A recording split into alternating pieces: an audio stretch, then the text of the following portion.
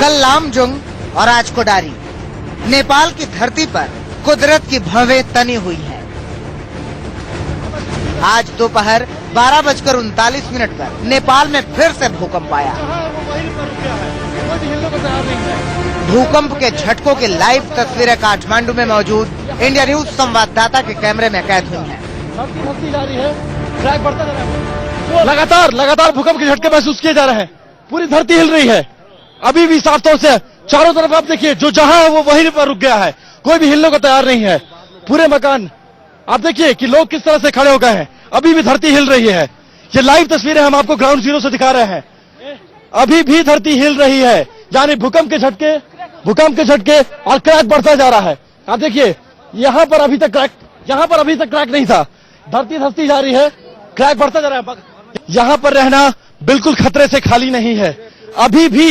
अभी भी यानी भूकंप का जो खतरा है वो टला नहीं है।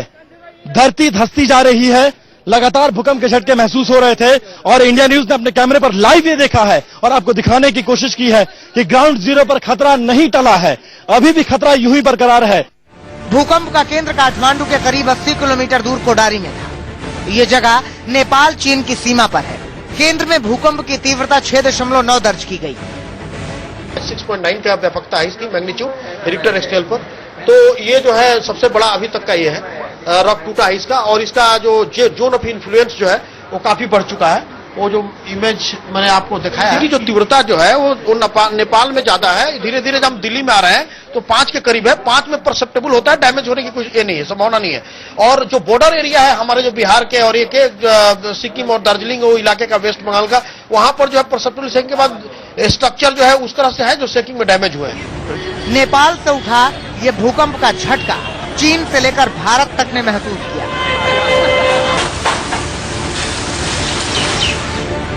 भारत में बिहार, उत्तर प्रदेश, मध्य प्रदेश, दिल्ली, पंजाब, हरियाणा और हिमाचल प्रदेश तक करीब 6.5 से लेकर 5 की तीव्रता के झटके महसूस किए गए। करीब 50 सेकंड तक आए झटकों से घबराकर लोग घरों से बाहर निकल आए। महज 24 घंटे पहले नेपाल के लामजुंग में 7.9 तीव्रता का जबरदस्त भूकंप आया था। नेपाल और भारत सरकार कल की तबाही से निपटने के लिए जूझ ही रही थी कि आज फिर से भूकंप आ गया। वैज्ञानिकों के मुताबिक ऐसे झटके अभी और आ सकते हैं। वैज्ञानिक इसे एनर्जी रिलीज का नाम दे रहे हैं, यानी हिमालय क्षेत्र में एक दबाव बना है जो भूकंप के तौर पर रह रहकर किसी न किसी इलाके से एक तरीके से बाहर निकलने की कोशिश कर रहा है। अगर ये कहा जाए कि हिमालय के अंदर एक जबरदस्त हलचल मची है और इससे सावधान रहने की जरूरत है, तो ये गलत नहीं होगा। काठमांडू से विपिन चौबे के साथ bureau report, India news. Nepal के बाजारों और टूरिस्ट स्पॉट्स में भूकंप से हुई बर्बादी की तस्वीरें तो आपने देख ली, लेकिन इंडिया न्यूज संवाददाता विपिन चौबे ने काठमांडू की कॉलोनियों के अंदर जाकर भूकंप के निशान देखे। मैं इस वक्त काठमांडू के लोकनथली इलाके में खड़ा हूं और जो मेन हाईवे है उसका हश्र क्या हुआ है इस त्रासदी की वजह से वो आपको दिखाने की कोशिश करते हैं। ये बहुत बड़ा कॉम्प्लेक्स है। इसकी शुरुआत जहां इस कॉम्प्लेक्स से होती है वहां से की अगर तस्वीरों की बात करें तो वहां से ये दरार शुरू हुई है और ये दरार वहां से होते होते बड़ी होती चली गई है। और सड़क के बीच जो दरार है आप देख सकते हैं, तकरीबन 3 फीट चौड़ी ये दरार है और 10 से 15 फीट ये गहरी दरार हो चुकी है। अंदर आप साफ तौर से देख सकते हैं इसके कि कितनी गहरी ये दरार है। ये पूरी सड़क फट चुकी है।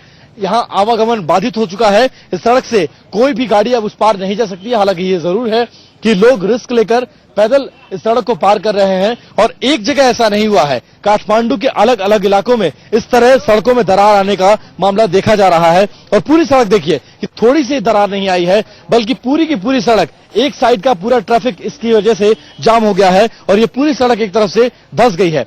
ये दूसरी तरफ जो लोकनथली की सड़क जा रही है, जो सर्विस लेन है, वो पूरी तरह से बाधित हो चुकी है और इसका असर यहां से लेकर, यानी दुकान से जो असर शुरू हुआ था वो यहां से होते हुए इधर इस दूसरी सड़क तक आई है। इस तस्वीर को देखिए, ये मैं कितने ऊंचे पर खड़ा हूं। जो सड़क आपको इधर धसी हुई दिखाई दे रही है, कल तक ये सड़क, यानी कल सुबह 11:40 तक ये सड़क भी इतनी ही ऊंची थी, ये तमाम चीजें इतनी ही ऊंची थी।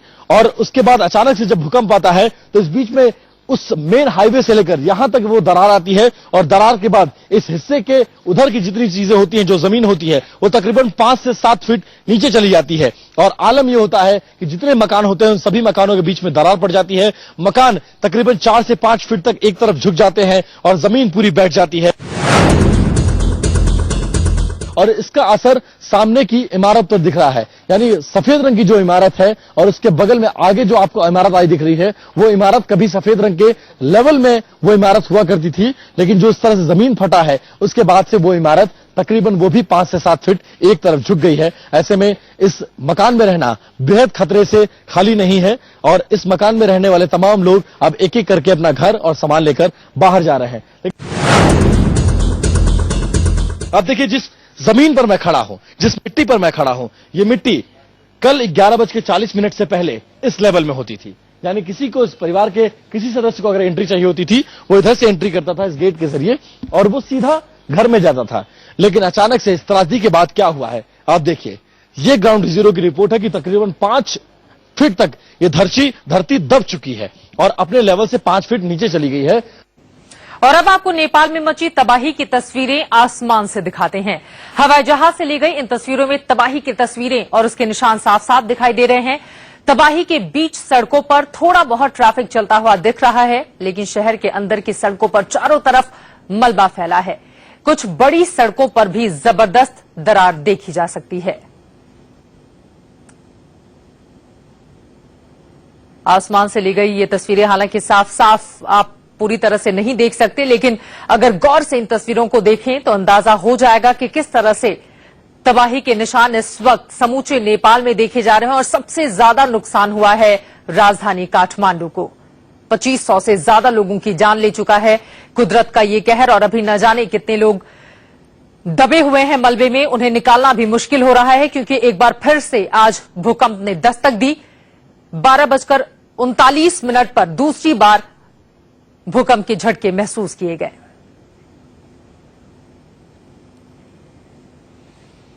भयानक भूकंप ने नेपाल के मशहूर मंदिरों को भी भारी नुकसान पहुंचाया है। आज आए दूसरे बड़े झटके से पशुपतिनाथ मंदिर का एक हिस्सा भी ढह गया।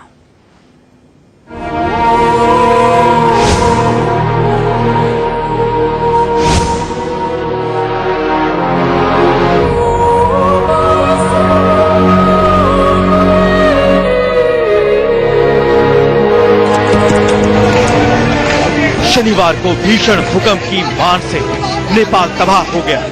नेपाल में कई बड़ी इमारतें जमींदोज हो गई, कई मंदिर मलबे में तब्दील हो गए, कुछ का सिर्फ ढांचा बचा है। देखिए, ये 4 मंदिर हैं जिन्हें भूकंप से भारी नुकसान पहुंचा है।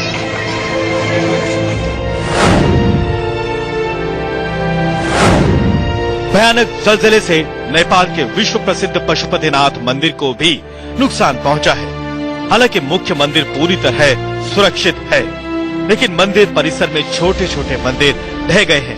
कई मंदिरों में दरारें आ गई हैं। तस्वीरों में टूटे हुए पिलर और मलबे का ढेर साफ दिख रहा है। पशुपतिनाथ में नुकसान हुआ है क्या? भगवान पशुपतिनाथ के मंदिर में विशेष रूप से कोई नुकसान नहीं हुआ है। मंदिर के बाहर परिसर में छोटे मोटे मंदिर, पुराने मकान इत्यादि गिरे पड़े हैं, जिससे सामान्य रूप में क्षति हुआ है। 5वीं शताब्दी का यह मंदिर यूनेस्को के विश्व सांस्कृतिक विरासत में शामिल है।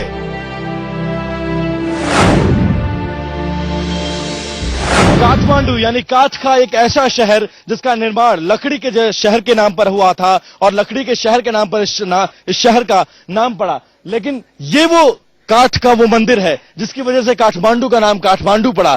300 साल से पुराना इसका इतिहास है और इस मंदिर से न सिर्फ आस्था, न सिर्फ लोगों का धर्म, न सिर्फ लोगों का संप्रदाय, बल्कि लोगों की भावनाएं भी जुड़ी हुई थी। कल जब ये भूकंप आया उसमें सब कुछ काठमांडू का तहस नहस होकर रह गया। हजारों लोगों की जान चली गई। लोगों की आस्था का जो केंद्र था ये मंदिर, काठमांडू मंदिर, काठ मंदिर, हनुमान डोका इलाके का ये काठ मंदिर, वो भी ध्वस्त हो गया। काठमांडू को नाम देने वाला काष्ठ मंडप मंदिर अब मलबे की शक्ल में है। करीब 300 साल से दुनिया में काठमांडू को पहचान दिलाने वाला मंदिर अब सिर्फ तबाही की तस्वीर को बयां कर रहा है।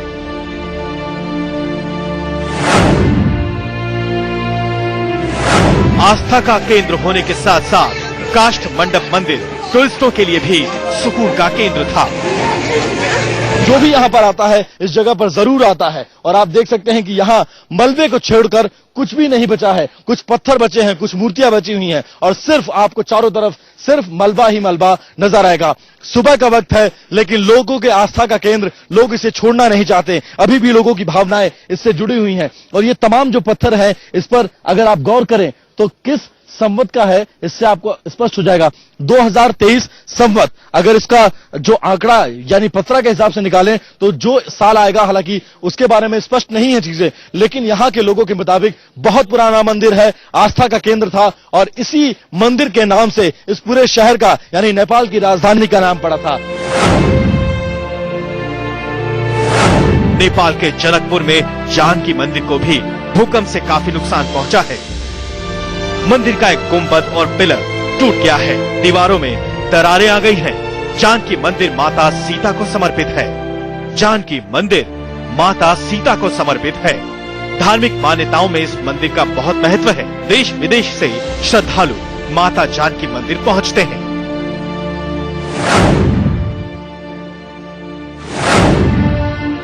काठमांडू का दरबार स्क्वायर मंदिर भी भूकंप से तबाह हुआ।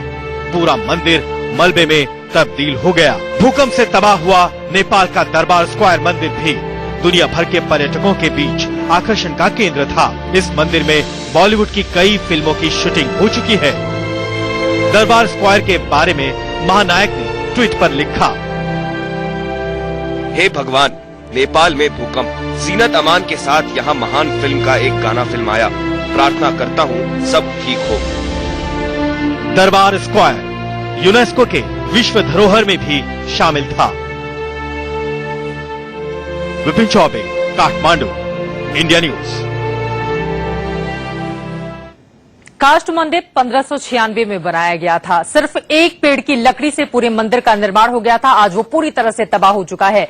पशुपतिनाथ मंदिर का एक हिस्सा क्षतिग्रस्त है। हाल ही में प्रधानमंत्री मोदी वहां पर होकर आए थे और जानकीनाथ मंदिर, जहां पर मां सीता का जन्म हुआ था, उसका भी हिस्सा क्षतिग्रस्त हुआ है। हर तरफ तबाही के मंजर नेपाल में देखे जा सकते हैं। एक ब्रेक के लिए रुकेंगे।